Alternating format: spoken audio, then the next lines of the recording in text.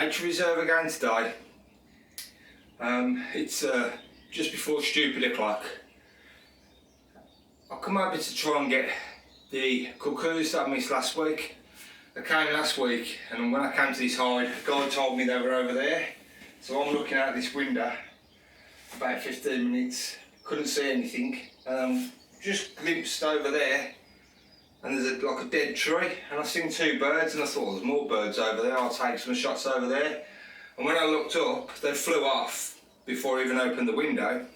The guy came back in and said to me, did you see them? They've been sitting on there for ages. So I completely missed them. So the plan this week is to try and get the cuckoos or a kingfisher again.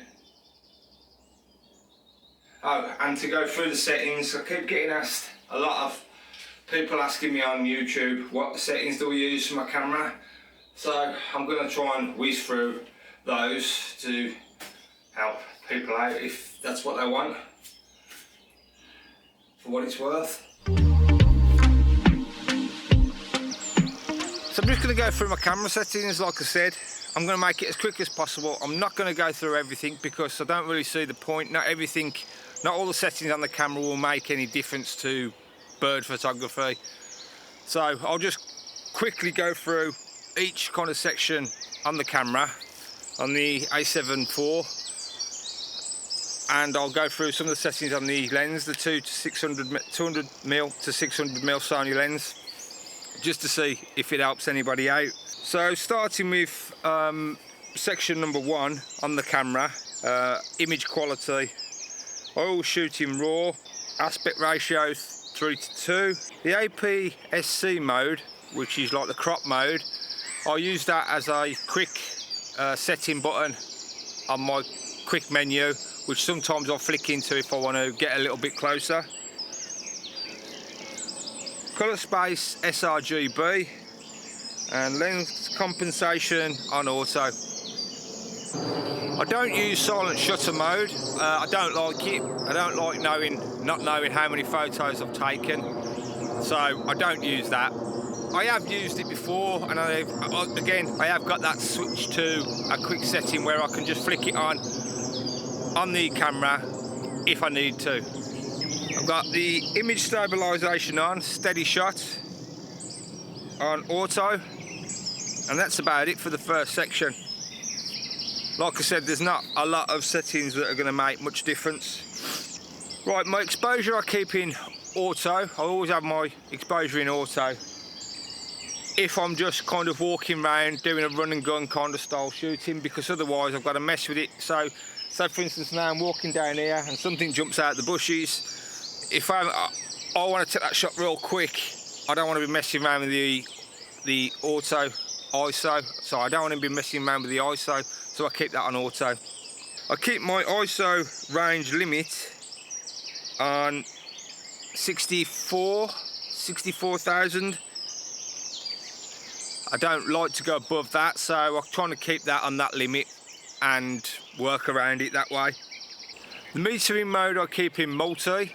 I do use spot metering sometimes if there's, say, like a swan on the water and I just want to, you know, get the swan's white balance right and focus on the swan. But as a whole, I mainly use multi.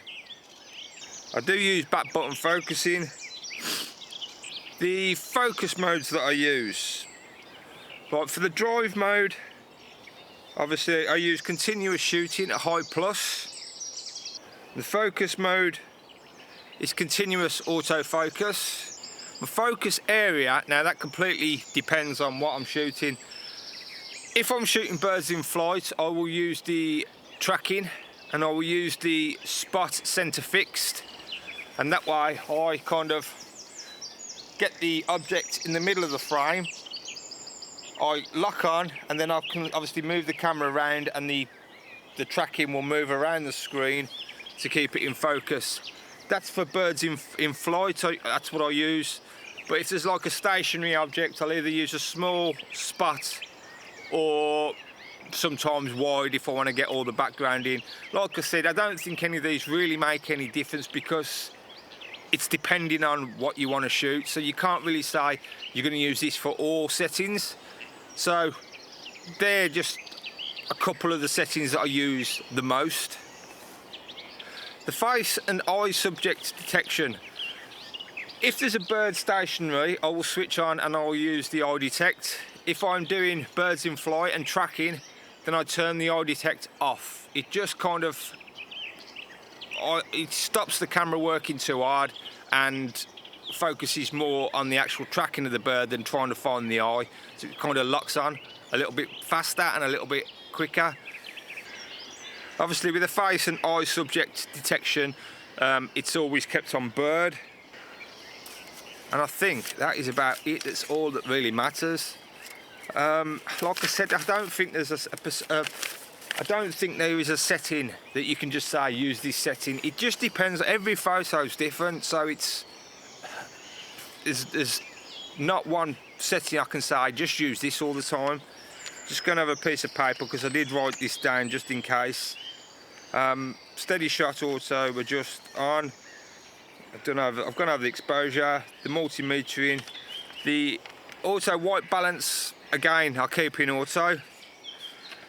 The colour, the tone, the D-range optimizer, I keep that on. With regards to the settings for the autofocus, I keep the priority set in autofocus on the release, and the tracking sensitivity to set to 1.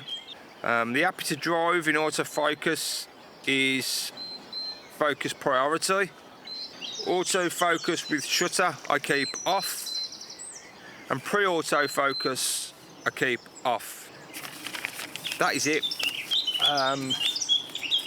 I'd like to be able to say I could just give you a specific group of settings and say use them, but like I said, it doesn't always work that way.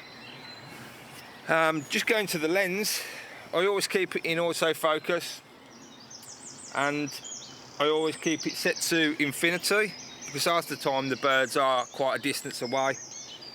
With the optical steady, I keep that on, and I keep it in mode 2. Now each of these modes do different things. One's for like panning that way, one's for panning all over the place, and I think one's like a general kind of you know, all-rounder. So I kind of keep it in 2. I find that works best for me and best for the tracking.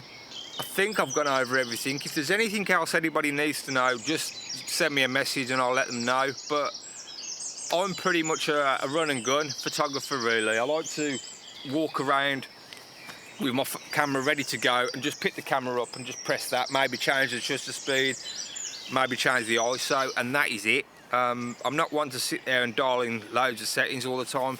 One, because I'm lazy, and 2, most of the time when I do sit there and start doing that, I miss it. So I just keep a general setting, and that's the setting I use. So I walk around mainly in manual mode. Again, these gnats. I walk around in manual mode with my shutter settings, shutter speed set around 2500 for small birds, and I'll lower it if the ISO's kind of a bit high. Keep the ISO in auto and autofocus, and just try and take it from there. If I've got a bit more time to have a little bit of a play around, then I will dial in the settings a bit more on manual. That's about it. I hope I've kind of helped anybody out that have been asking for these settings, but again, like I've said, each photo, each setting, each day is different, so there's not really a setting to use. I will try and start putting some of my photos with the settings that I use for that particular photo, just to give you an indication of what I used for that shot. But again, I don't ever see the point of that, because I could be standing here and take a photo of a tree, of a bird over there, and my friend could be standing there taking the same photo. Now the sun might be shining in a different place, it might be shining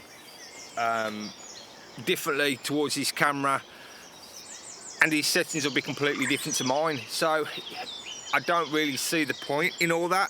The only thing you can get from that is obviously the depth of field by, you know, your aperture, and maybe the shutter speed if the bird's flying and it's all crystal clear. But I don't really see the point of it, because like I said, things change, and I could take that photo 1 minute, 5 minutes later I could take it again and I'd need completely different settings. But I'll put that down anyway, the settings on the photos, for the people that find that useful or, you know, helpful. So now I'm going to crack on and I'm going to go and have a look in under the bird hide, see if I can see that kingfisher.